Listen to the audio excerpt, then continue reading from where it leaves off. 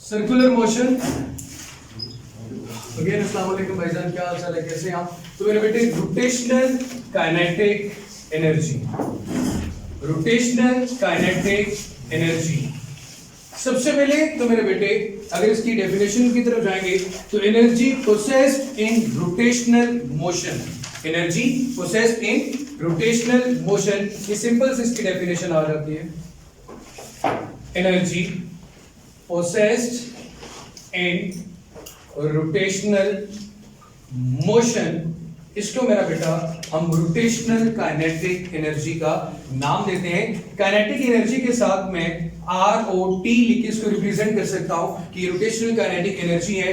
इसका फॉर्मूला आपके पास आएगा 1/2 I ओमेगा स्क्वायर। जिस तरह लीनियर काइनेटिक एनर्जी में आपने क्या पढ़ा हुआ था, 1/2 mv स्क्वायर। हम सबको पता है कि हम मैस का जो रिप्लेस करते हैं एंगुलर मोशन में वो क्या होता है, moment of inertia. Linear velocity की जगह कौन सी वेलोसिटी आती है मेरा बेटा, एंगुलर वेलोसिटी। अब आते हैं इसकी डेरिवेशन की तरफ। इसकी डेरिवेशन के लिए हमने ये सपोज कर लिया, consider a rigid body spinning, consider a rigid body spinning. एक रिजिड बॉडी एक सर्कुलर पाथ पे स्पिन कर रही है, जैसे कि उसका जो एक्सिस ऑफ रोटेशन होगा according to right hand grip rule, ये थंब इंडिकेट करेगा मेरा बेटा उसके एक्सिस ऑफ रोटेशन को। यहां पे कोई ऑब्जेक्ट है, उसका मास m है, ये डिस्टेंस आपके पास r आ गया। मेरे बच्चे अगेन वही बात कि मैसेज की डिस्ट्रीब्यूशन डिफरेंट होने की वजह से सबका मोमेंट ऑफ इनर्शिया क्या होगा, डिफरेंट होगा।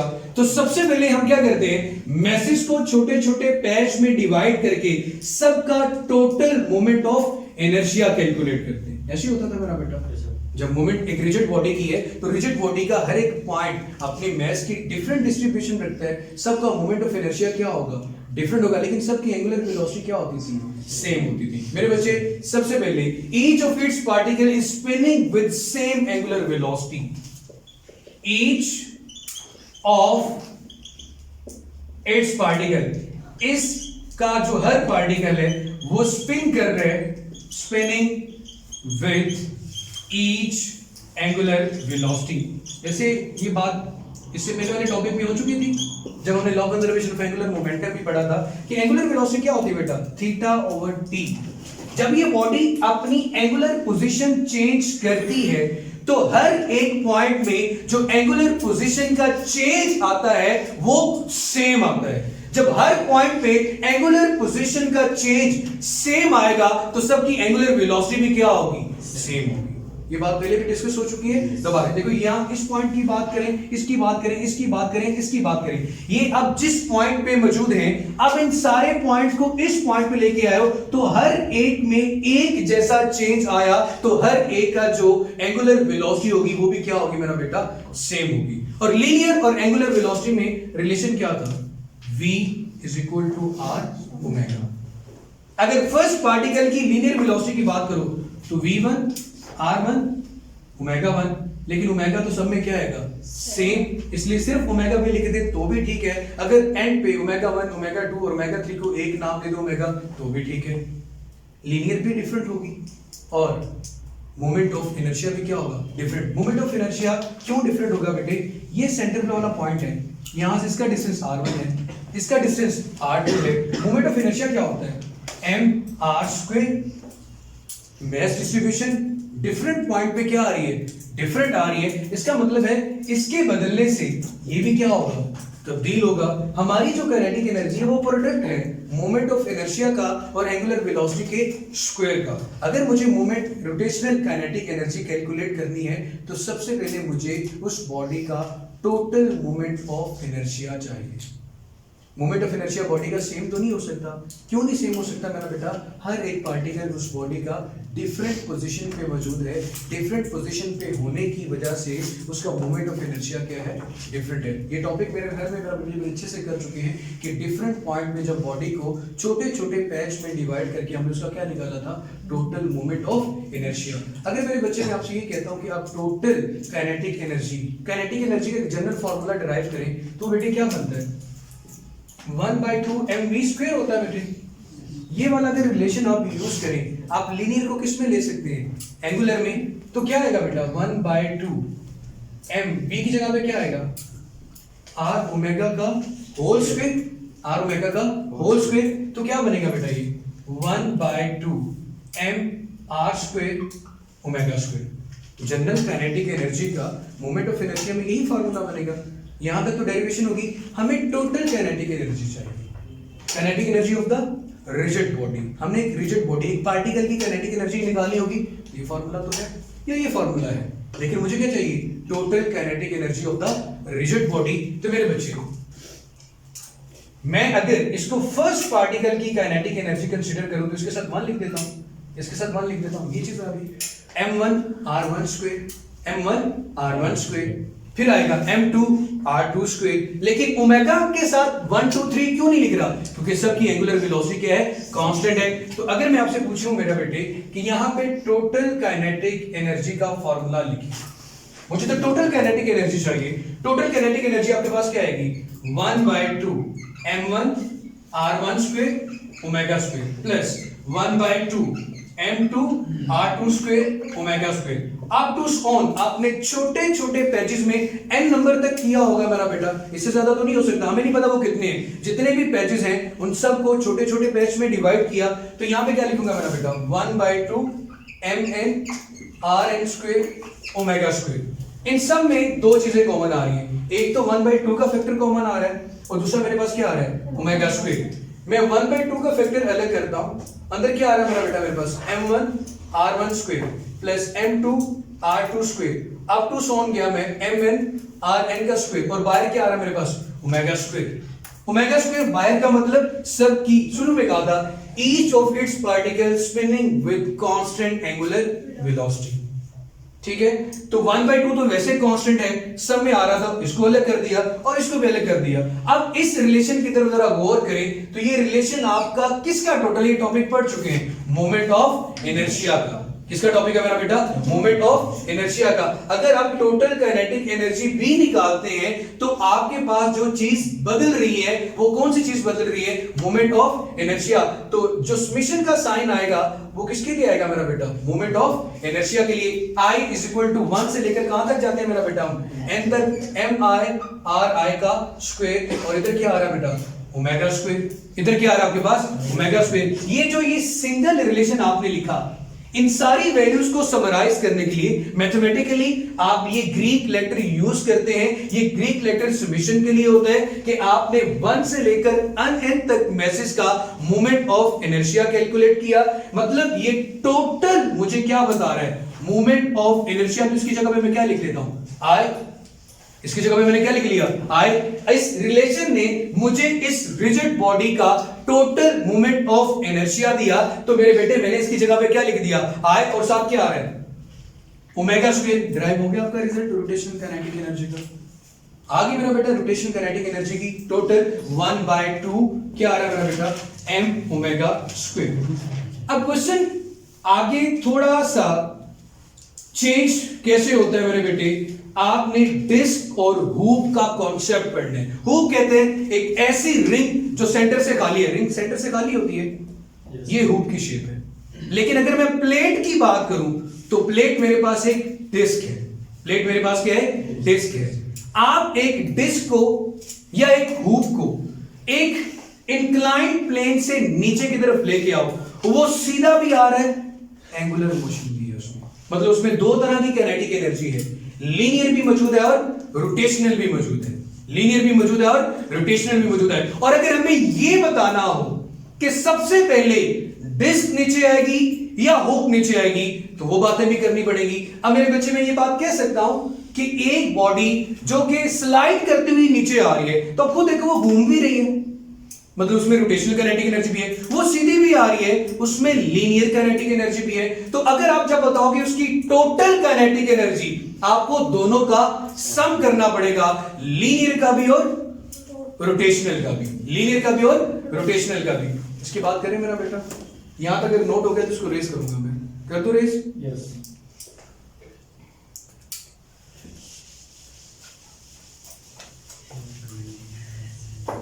अब मेरे बेटे, मैंने अगेन बताया हमने हुप की बात करनी है और डिस्क की बात करनी है।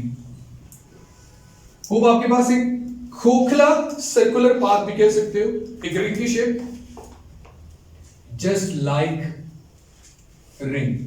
डिस्क जस्ट लाइक एक प्लेट। प्लेट सेंटर में से खाली नहीं होती, ठीक है मेरा बेटा। प्लेट हमारे पास इस तरह शेप में होती है। ये आपके पास एक इंक्लाइंड प्लेन है। यहां से एक डिस्क को जब नीचे पुश किया जाएगा, ये डिस्क लीनियर वेलोसिटी के साथ साथ कौन सी वेलोसिटी रख रही है? Angular velocity. इसका मतलब इसमें लीनियर काइनेटिक एनर्जी भी मौजूद है और एंगुलर काइनेटिक एनर्जी भी मौजूद है। और जब मुझे इसका सम करना होगा तो दोनों को क्या करना पड़ेगा बेटा? ऐड करना पड़ेगा। मोमेंट ऑफ इनर्शिया जो हुप का होता है वो होता है मेरा बेटा I is equal to mr²। हर मटेरियल का मोमेंट ऑफ इनर्शिया डिफरेंट है। हर मटेरियल का मोमेंट ऑफ इनर्शिया डिफरेंट है। और जो आपके पास डिस्क का मोमेंट ऑफ इनर्शिया होता है वो आई थिंक मेरे पास मेरे बच्चे आ रहा है 1/2 mr²। वो कितना होता है? mr² का हाफ। इन दोनों का इसका टोटल मूवमेंट ऑफ इनर्शिया किसके इक्वल आता है? mr² की। इसका टोटल मूवमेंट ऑफ इनर्शिया किसके इक्वल आता है? 1/2 mr² की। अब मेरे बच्चे, हमने तो जो रिलेशन पढ़ा रोटेशनल काइनेटिक एनर्जी के लिए, वो क्या पढ़ा? मैं रोटेशनल की बात कर रहा हूं। काइनेटिक एनर्जी तो 1/2 mv² ही होती है ना।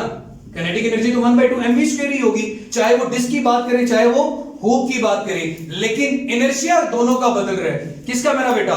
डिस्क का इनर्शिया mr² है, सॉरी हुप का, और डिस्क का आपके पास क्या आ रहा है? 1/2 mr²।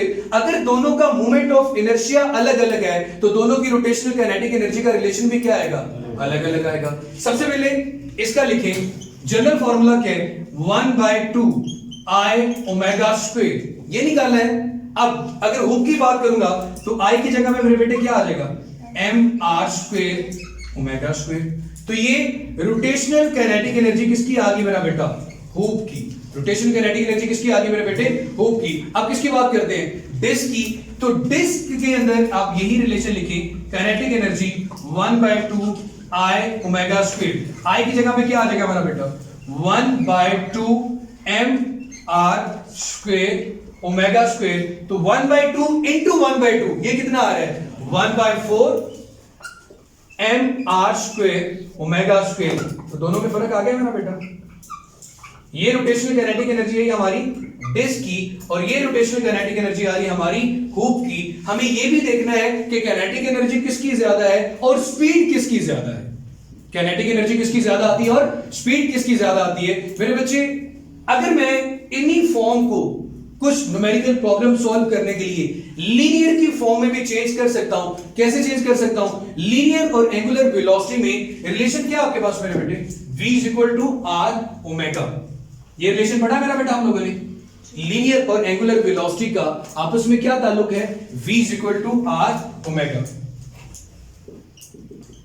अगर आप इसका स्क्वायर लो तो ये बन जाएगा v² r² ω²। सिंपल सी बात है कि जहां पे इन दोनों का स्क्वायर हो तो वहां पे ये वैल्यू पुटअप की जा सकती है। इन दोनों का स्क्वायर और इसका स्क्वायर दोनों आपस में क्या आएंगे? इक्वल आएंगे। इक्वलिटी का साइन उस इक्वेशन में वहां पे आता है जहां पे लेफ्ट और राइट दोनों आपस में क्या होते हैं? बैलेंस होते हैं। मैं ये बात कह सकता हूं, इन दोनों का स्क्वायर और प्रोडक्ट लिया जाए, जो आंसर आएगा वही आंसर किसका आएगा? लीनियर वेलोसिटी के स्क्वायर का। मतलब अगर ये हो तो ये लिखा जा सकता है, ये हो तो ये लिखा जा सकता है। ये क्लियर है? इसमें तो कोई मुताबा नहीं। अगर आप अपने रिलेशन देखो, काइनेटिक एनर्जी रोटेशनल हुप के लिए फॉर्मूला आपके पास था 1/2 m r² ω²। अब थोड़ा सा चेंज आपको खुद नजर आएगा। ये काइनेटिक एनर्जी जैसे ही फॉर्मूला बन जाएगा। r² ω² की जगह पे क्या आ गया? v²। इसका मतलब क्या हुआ कि अगर मुझे हुप की टोटल काइनेटिक एनर्जी निकालनी होगी तो लीनियर को ऐड करूंगा, वो तो होती क्या है? 1/2 mv²। जब रोटेशनल को ऐड करूंगा तो वो भी कि मेरे पास क्या आ रही है? 1/2 mv²। हाफ को हाफ में ऐड करो तो टोटल क्या बनेगा? mv²। हाफ को हाफ में ऐड करेंगे तो टोटल क्या बनेगा mv स्क्वायर। अब इसकी तरफ आ जाते हैं मेरा बेटा, v square r square omega square. अगर ये डिस्क के लिए वैलिड है तो हुक के लिए तो यूज किया जा सकता है ना। Kinetic energy of disc 1/4 m की जगह तो m, r square omega square की जगह पे क्या आ गया मेरा बेटा v स्क्वायर। तो ये mv स्क्वायर का क्या आ रहा है मेरा बेटा 1/4। लेकिन इनको ऐड करने से वो हाफ कंप्लीट नहीं बनेगा। यहां तक मेरे बच्चे क्लियर है। अब हमें ये कॉन्सेप्ट पढ़ना है कि सबसे पहले डिस्क नीचे आती है या एक इंक्लाइंड प्लेन से हुक को नीचे फेंका जाए तो हुक पहले नीचे आएगी, या सॉरी डिस्क आ गई है आपके पास और पहले हमारे पास क्या आ गई हुक। दोनों का ये डिस्टेंस h है, ये डिस्टेंस h है। जब कोई चीज हाइट से नीचे की तरफ आती है तो एनर्जी में चेंज आता है। पोटेंशियल किस में बदलती है काइनेटिक में। पोटेंशियल किस में बदलती है काइनेटिक में। आप खुद इसका आंसर दे दोगे। मेरे बच्चे तरह देखना, पोटेंशियल एनर्जी ऑफ हुक की बात करें तो इसकी काइनेटिक एनर्जी दो हिस्सों में डिवाइड हो रही है, rotational kinetic energy plus linear kinetic energy. कि बॉडी सीधा जाने के साथ साथ रोटेट भी कर रही है। इन दो फॉर्म्स में तब्दील हो रही है पोटेंशियल एनर्जी। पोटेंशियल एनर्जी का फार्मूला क्या होता है mgh। mgh rotational kinetic energy का फार्मूला इसका क्या है, अभी हमने ड्राइव किया ना 1/2 mv स्क्वायर। लीनियर भी क्या आ रहा है 1/2 mv स्क्वायर। तो ये क्या बन रहा है आपके पास mv स्क्वायर। आपने ये बताना है कि डिस्क पहले पहुंचेगी या हुक पहले पहुंचेगी, दोनों को सेम टाइम पे छोड़ा गया तो डिपेंड तो करेगा वेलोसिटी पे। जिसकी स्पीड ज्यादा होगी वो पहले जमीन पे नीचे आएगा, यही होगा ना मेरा बेटा। अब यहां पे क्या आ रहा है mgh, मतलब मैथ्स का कोई लेना देना है ही नहीं, यहां पे मैथ्स पे डिपेंडेंट है ही नहीं। यही बात कर रहे हैं ना, जब मैथ्स रिलेशन में नहीं आ रहा मतलब ये मैथ्स पे डिपेंड नहीं करता।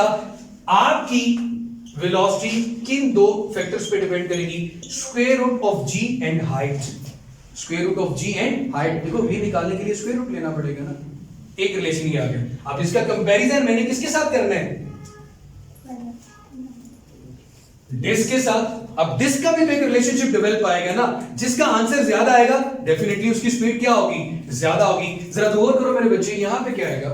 अब आप सबसे पहले तो ये लिखेंगे कि जी डिस्क की जो पोटेंशियल एनर्जी है वो भी तो दो हिस्सों में आ रही है ना, काइनेटिक और लीनियर काइनेटिक और रोटेशनल काइनेटिक।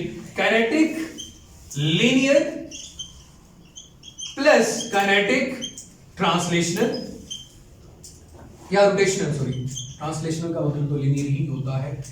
लीनियर क्या होते हैं बेटा 1/2 mv स्क्वायर।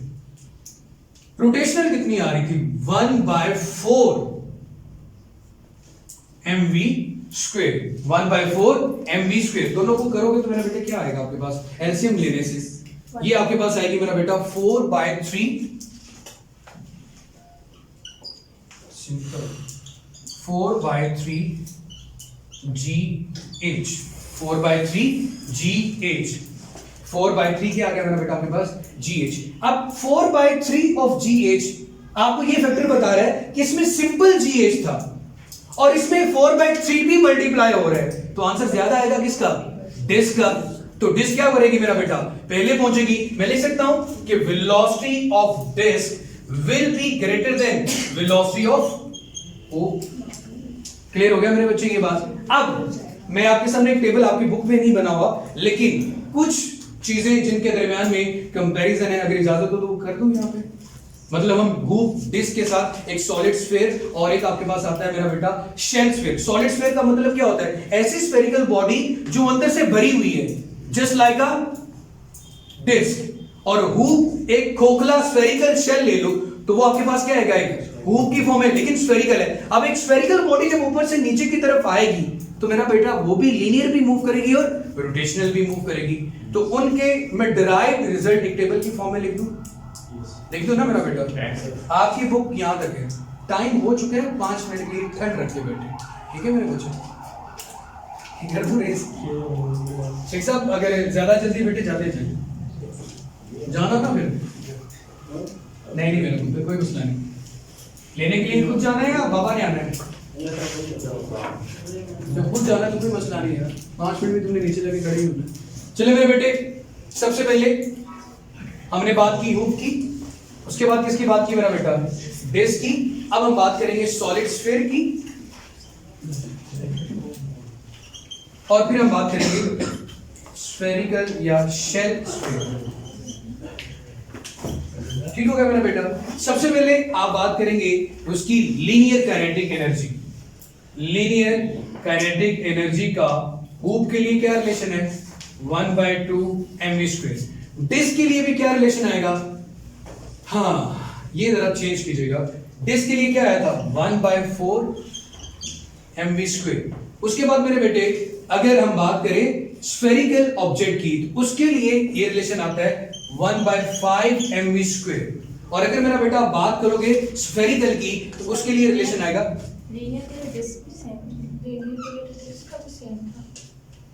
हाँ, ये रोटेशनल नहीं था, ये रोटेशनल था आपके पास, ट्रांसलेशनल नहीं था, ऐसे ही है ना? इसके लिए आया 1/3 mv²।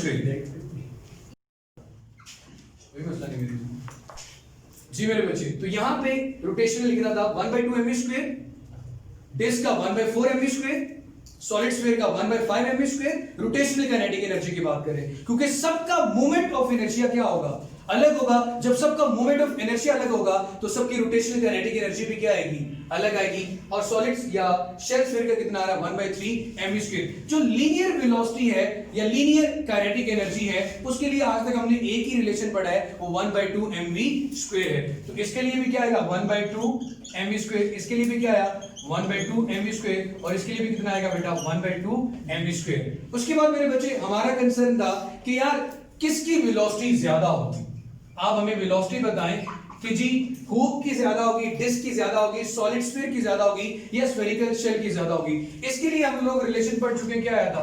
√gh। इसके लिए रिलेशन क्या आया था मेरा बेटा? 4/3 gh। और आपके पास अगर इसकी कैलकुलेट की जाए तो ये आता है 10/7 gh। कितना आता है मेरा बेटा? 10/7 gh। और अगर आप शेल के लिए यही रिलेशनशिप डेवलप करेंगे तो आएगा 6/5 gh। किसका आएगा मेरा बेटा? 6/5 gh। अब यहां पे एक ऑर्डर लिखेंगे आप काइनेटिक एनर्जी के लिए, रोटेशनल काइनेटिक एनर्जी के लिए। किसके लिए मेरा बेटा? रोटेशनल काइनेटिक एनर्जी के लिए। और एक ऑर्डर आप लिख ले मेरा बेटा स्पीड के लिए, कि किसकी स्पीड ज्यादा होगी। अब 4 चीजें आपके पास, हुक, डिस्क, सॉलिड स्फीयर और स्फेरिकल शेल। यहां पे जो सबसे कम आपके पास काइनेटिक एनर्जी है वो स्फीयर की है, काइनेटिक एनर्जी ऑफ स्फीयर। उसके बाद मेरे बेटे हमारे पास आ जाती है डिस्क की, उसके बाद आ जाती है शेल की, और उसके बाद किसकी आती है? हुक की। Kinetic energy of disc, kinetic energy of shell और kinetic energy of hook. Definitely यहां से कंपैरिजन किया हम लोगों ने। सबसे काइनेटिक एनर्जी कम किसकी है? स्फीयर की। उससे कम किसकी है मेरा बेटा? डिस्क की। उससे कम किसकी है? शेल की। और सबसे कम किसकी आ रही है? हुक की। अब मेरे बच्चे या फिर आपको उलट चले, हुक की काइनेटिक एनर्जी किससे है? शेल से बड़ी। शेल की काइनेटिक एनर्जी किससे बड़ी है? डिस्क से बड़ी। और डिस्क की काइनेटिक एनर्जी किससे बड़ी है? स्फीयर से। इसके बाद अब यहां पे उलट चलेंगे, स्पीड किसकी सबसे ज्यादा होगी? स्फीयर की स्पीड सबसे ज्यादा है। उलट डिस्क की स्पीड उससे ज्यादा है। v sphere is greater than v disc, v shell is greater than v hook.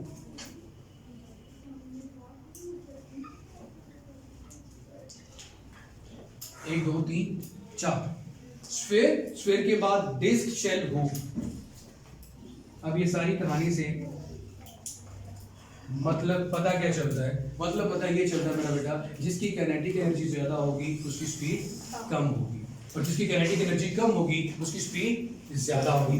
थोड़ा सा समराइज कर दूं, आपके पास जब एक ऑब्जेक्ट इंक्लाइन प्लेन से मूव करता है तो वो दो तरह की एनर्जी रखता है, रोटेशनल काइनेटिक एनर्जी और ट्रांसलेशनल। अगर आपने टोटल करना होगा तो दोनों को क्या करना पड़ेगा, एड अप करना होगा। लीनियर तो होती बेटा क्या है 1/2 mv²। अगर फर्क आता है शेप की वजह से, वो इसलिए आता है कि जब मास की डिस्ट्रीब्यूशन डिफरेंट होगी तो मोमेंट ऑफ इनर्शिया बदलेगा। जब मोमेंट ऑफ इनर्शिया बदलेगा तो क्योंकि रोटेशनल काइनेटिक एनर्जी का फार्मूला जनरल है 1/2 I ω², जिसका I चेंज होगा उसकी रोटेशनल काइनेटिक एनर्जी भी क्या होगी मेरा बेटा, चेंज होगी। तो हमने कुछ अलग एक्स्ट्रा भी किया, लेकिन हमारा कंपैरिजन वहां देगा कि डिस्क पे ले जाएगी या हुक पे ले जाएगी। तो डिस्क की स्पीड क्या आ रही थी मेरा बेटा, ज्यादा, और हुक की स्पीड क्या थी, कम। लेकिन अगर काइनेटिक एनर्जी देखो तो डिस्क की काइनेटिक एनर्जी कम है, हुक की काइनेटिक एनर्जी ज्यादा है। क्लियर होगी मेरा बेटा? जाए खुश रहिए, हमारे चैनल सब्सक्राइब कर लेना ना, आप बंद भी करें।